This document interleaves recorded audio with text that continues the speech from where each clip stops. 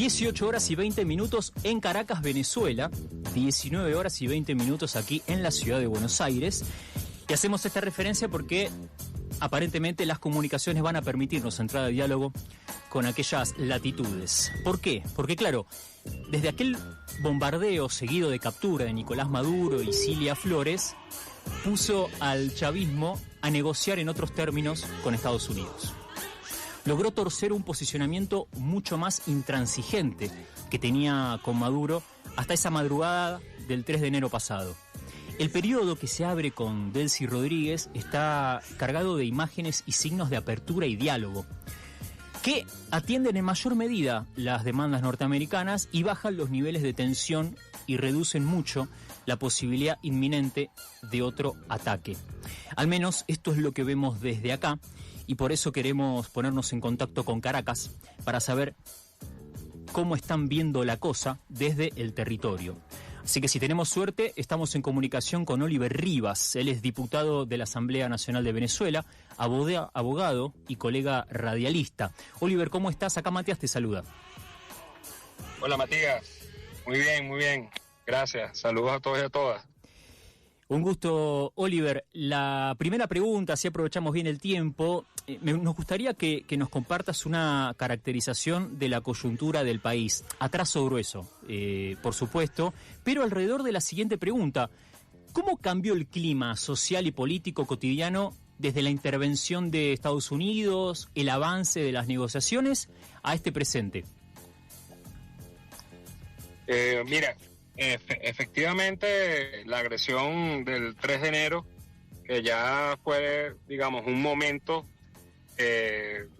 cumbre de concreción de algo que se venía preparando desde hace más de 6 meses, con todo el desplazamiento de la flota militar estadounidense, las amenazas permanentes, los 14 años de bloqueo consecutivo.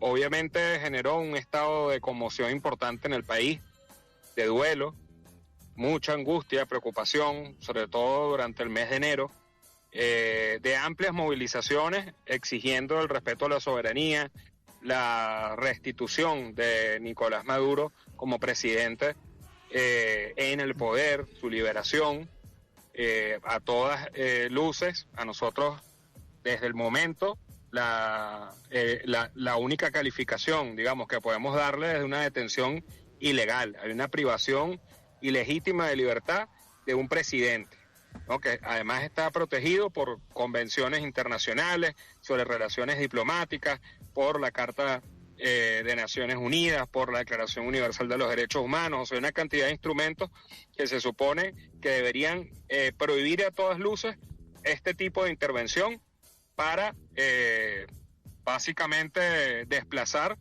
del poder a conveniencia a un presidente electo, a un presidente de otro país. No obstante, como estamos viendo las relaciones en el mundo, obviamente hay muchas apuestas de fuerza. Desde ese momento, obviamente nosotros seguimos en lo que ha sido nuestra denuncia permanente, que de la manera más amplia y más diáfana, incluso para hablar con quienes no necesariamente se posicionan como izquierda, tiene que entenderse que no podemos apostarle a un relacionamiento mundial que está basado en el uso de la fuerza, de la violencia, de la neocolonización del mundo, que no podemos desplazar la mínima normatividad e institucionalidad que el mundo se dio para poder evitar genocidios, para poder evitar este tipo de acciones tan terribles. Y Venezuela en particular, ¿no? Por la pregunta que hacías, obviamente desde ese momento entramos en un tránsito en el que, bueno, tenemos una situación delicada. Tenemos a un presidente que está secuestrado a todas luces. Por otra parte, tenemos una amenaza permanente, porque ciertamente hay un condicionamiento por vía de fuerza de un poder militar superior al que tiene Venezuela y que tiene buena parte del mundo. Pero en particular, hablando desde nuestra posición, el 3 de enero, bueno, lo que enfrentamos fue superioridad militar. Eso no necesariamente implica la derrota política del proceso venezolano, en lo absoluto. Y el clima hoy, entendiendo eso y entendiendo que hay otros códigos de comunicación hacia el gobierno estadounidense con quien nos toca negociar para poder también tener posibilidad de defensa del presidente Nicolás Maduro, el resguardo de su vida, garantizar, incluso disuadir de una confrontación militar, que no es el terreno que más nos conviene, nunca ha sido nuestro terreno predilecto, no es el terreno en el que tenemos más fuerza. Y dar esa lucha por la vía política, por la vía diplomática internacional y la vía social, porque lo que sí es cierto es que en Venezuela si esperaban que con ese hecho el chavismo se resquebrajara, la sociedad venezolana se descompusiera, entrara en un estado de sálvese quien pueda, eso no ocurrió. Aquí se mantuvo la gente completamente firme, plantada, conmocionada, sí, pero también con mucha conciencia de la necesaria unidad nacional para sostener el Estado venezolano, el Estado-nación, que es un objetivo de la guerra multifactorial.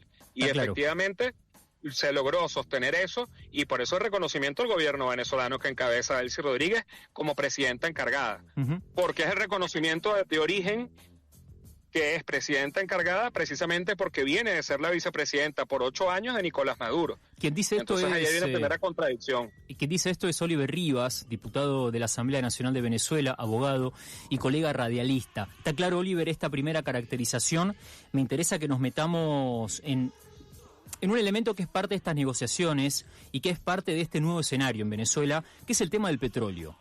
Horas después de aquella operación militar, Trump anunció que Caracas aceptó entregarle hasta 50 millones de barriles de petróleo para venderlos a precio de mercado. Y sobre el dinero obtenido, el mandatario estadounidense advirtió, abro comillas, será controlado por mí para garantizar que se utilice en beneficio del pueblo de Venezuela y de Estados Unidos, cierro comillas. ¿Cómo es, Oliver, actualmente el esquema de producción y comercialización, sobre todo, del barril del petróleo venezolano? Sí, Matías, mira, ahí creo que hay varias cosas que se conjugan. Nosotros venimos enfrentando un bloqueo que incluso llegó a convertirse en los últimos años, en los últimos meses de 2025 en un bloqueo naval, fáctico, donde se nos confiscó de manera ilegal 2 buques cargueros. Ese petróleo es lo que aceptó el gobierno norteamericano comprarle a Venezuela y pagarle, cosa que no había sucedido, y tampoco estaban permitiéndonos el comercio petrolero, no desde el 2025, desde hace mucho tiempo. Por eso nuestra industria petrolera fue afectada, por eso nuestro ingreso nacional fue afectado en el 99%, que disminuye precisamente por esa persecución económica y financiera. Lo único que logramos en estas circunstancias es que el gobierno venezolano aceptara que lo que nos había confiscado lo iba a adquirir, iba a regularizar la adquisición de ese petróleo, y toda la apuesta de construcción de un nuevo relacionamiento viene siendo para favorecer ese comercio petrolero, al que Venezuela además nunca se ha negado, porque Estados Unidos ha sido un destino preferente del petróleo venezolano, incluso por condiciones geográficas, durante los últimos 26 años, incluso en el gobierno del comandante Chávez. Las empresas con las que se reunió el gobierno de Trump, y Trump particularmente, afirman que tenían ganas de seguir en el país hasta 2019, que por consecuencia de las sanciones aplicadas por el mismo gobierno de Trump, el primer gobierno de Trump, bueno, tuvieron que abandonar el país. De manera que no ha sido voluntad del Estado venezolano, y lo que estamos procurando es aprovechar esta situación para recomponer el comercio petrolero al que debería tener derecho cualquier país, sobre todo porque quien está impidiéndolo pregona el libre comercio. Esa de partida es una contradicción incluso en los valores y en la práctica de esos valores. Ahora, podemos capitalizar de alguna manera la situación para lograr un mínimo de válvulas de escape para repotenciar, oxigenar la economía. Bienvenido sea, no solamente con los hidrocarburos, donde además estamos convocando a la inversión extranjera, asumiendo costos y riesgos que el Estado venezolano, que ha sido asfixiado durante 14 años, no puede asumir directamente, para reactivar la producción petrolera, pero manteniendo la propiedad estatal de los yacimientos y de la industria petrolera. Aquí nunca ha habido entrega de soberanía energética. Lo que sea, hay unas condiciones de negociación que obviamente pueden variar cuando uno de los actores está en desventaja, y en este caso es el Estado venezolano, más tras una agresión militar. Pero básicamente es la continuidad de las relaciones comerciales petroleras con los Estados Unidos. Y bueno, lo que estamos es invocando, mostrando al mundo que del lado de Venezuela nunca ha habido irracionalidad para poder sostener esa relación. Incluso los mismos actores económicos en Estados Unidos, que también tienen contradicciones muchas veces con los gobiernos estadounidenses, bueno, que fijen posición, porque no es Venezuela quien se ha negado a mantener esas relaciones comerciales. Entonces, si son tan convenientes para ellos, bueno, tienen también que ejercer ciertamente lobby, tensionar que el Estado estadounidense tenga una posición un poco más respetuosa y pueda relacionarse con países como Venezuela sin llegar al nivel de la agresión que vivimos y que condenamos vilmente. Y por supuesto, también nos toca entonces seguir procesando y acompañando al presidente Nicolás Maduro en un juicio que, bueno, es bien irregular, porque además es en otro país, sobre la base de leyes de otro país, cargos que además el mismo día de la detención, al día siguiente, desaparecieron, modificaron, y ahora además entonces la negación a que los recursos del mismo Estado venezolano que están congelados en cuentas en el sistema financiero que controla Estados Unidos se puedan usar para pagar el servicio de la defensa, que es un derecho que tiene la persona acusada, la persona que está siendo juzgada, como parte del debido proceso, a escoger a sus defensores.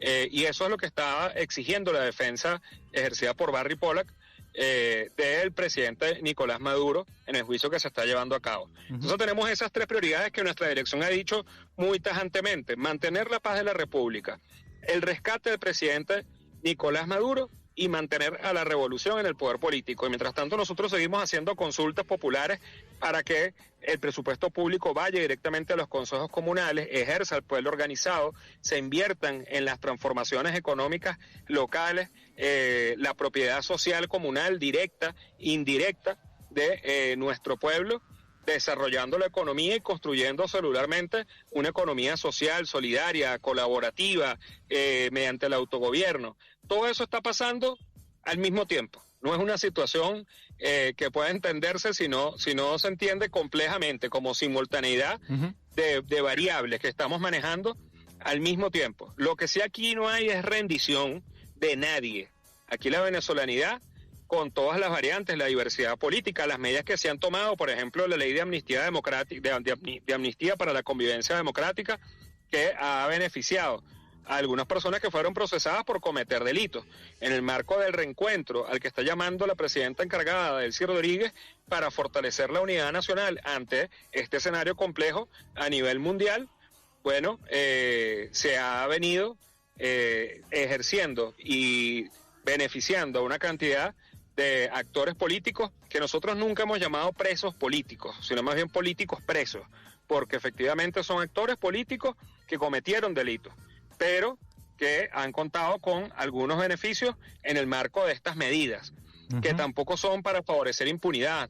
Hay un compromiso de rectificación, hay un compromiso de no repetición, y las personas que no entienden, los actores que no entienden, ¿verdad?, este momento que se está abriendo y estas medidas, bueno, son también juzgadas por el sentido común popular, que ve con muy malos ojos que esas personas, atendiendo esos beneficios, la primera actitud que tengan es seguir convocando a insurrecciones, seguir convocando a desconocer el Estado venezolano. Pero esos factores van quedando aislados cada vez más, Mati. Entonces, es una estrategia amplia que tiene que entenderse en ese contexto. Está claro.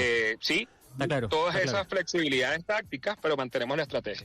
Está claro, está claro. Y abordaste una de las preguntas que te iba a hacer, por suerte, porque nos quedamos sin tiempo. Te agradecemos la nitidez y el tiempo, Oliver. Probablemente tengamos un contacto en algunas semanas, en algún mes, como para ver cómo sigue todo allí, sobre todo si hay algún evento que lo amerite. Gracias por este tiempo y un abrazo grande. Maravilloso. Gracias a ustedes. Un abrazo a todos y a todas. Oliver Rivas, diputado de la Asamblea Nacional de Venezuela, está especializado en ambiente. Alguna vez vamos a meternos en aquello si lo amerita.